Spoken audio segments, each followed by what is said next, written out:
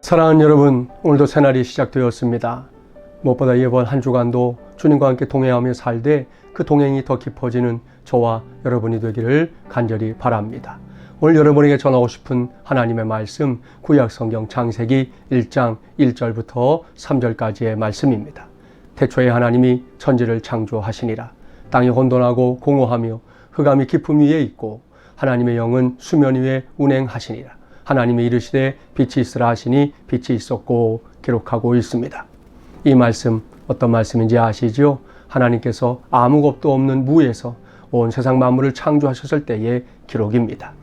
이 말씀을 오늘 여러분에 전하게 된 이유는 지난 주간에 제가 들었던 한 강연 때문입니다. 그 강연에서 강사가 크게 도전한 것이 있습니다. 오늘날 우리 시대에 너무나 많은 문제와 아픔, 또 산적한 일들을 갖고 있는데요. 이런 가운데 그리스도인인 우리가 갖고 있는 제일 큰 문제가 뭐냐? 그 강사의 도전은 이것이었습니다. 그리스도인들이 그리스도인답게 살지 않는다. 이것이 오늘 우리가 갖고 있는 가장 큰 문제다. 이렇게 도전했습니다. 저는 그 도전이 마음판에 그대로 와서 박혔습니다. 그리고 계속 고민하게 되었습니다. 그리스도인답게 사는 것이 뭔가? 요즘과 같은 때에 그리스도인답게 사는 것이 뭔가?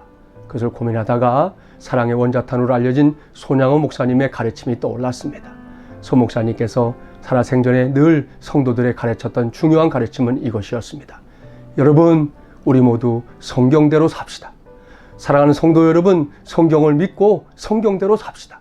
그렇게 가르치셨다 전해집니다. 여러분, 바로 여기에 우리가 그리스도인답게 사는 길이 있지 않습니까? 하나님의 말씀을 붙잡고 그 말씀대로 사는 삶 말입니다. 그런 의미에서 오늘 제가 여러분에게 전하고 있는 이 창세기 말씀은 매우 중요합니다. 3절 말씀에 보면 하나님이 이르시되 빛이 있으라 하시니 빛이 있었고 그랬습니다. 여기서 하나님이 이르시되 라고 하는 이 히브리어는 야훼 따바르라고 하는 말씀입니다. 하나님께서 말씀하시는데요. 그 말씀은 무엇인가? 그 말씀은 바로 사건을 일으키는 말씀이다 하는 것입니다. 이런 의미죠. 빛이 있으라 하셨더니 어찌 됐습니까? 빛이 생겼습니다. 묻지도 따지지도 않고 그 누구도 이 일에 대해서 이 일을 걸 수 없습니다. 하나님이 말씀하시고 그 말씀이 떨어지면 그 말씀은 사건을 일으키고 능력을 나타내게 된다 하는 것입니다. 여러분, 이것이 하나님의 말씀입니다. 그러니 우리가 이 말씀 붙잡고 이 말씀대로 산다는 것이 얼마나 중요한 일이겠습니까?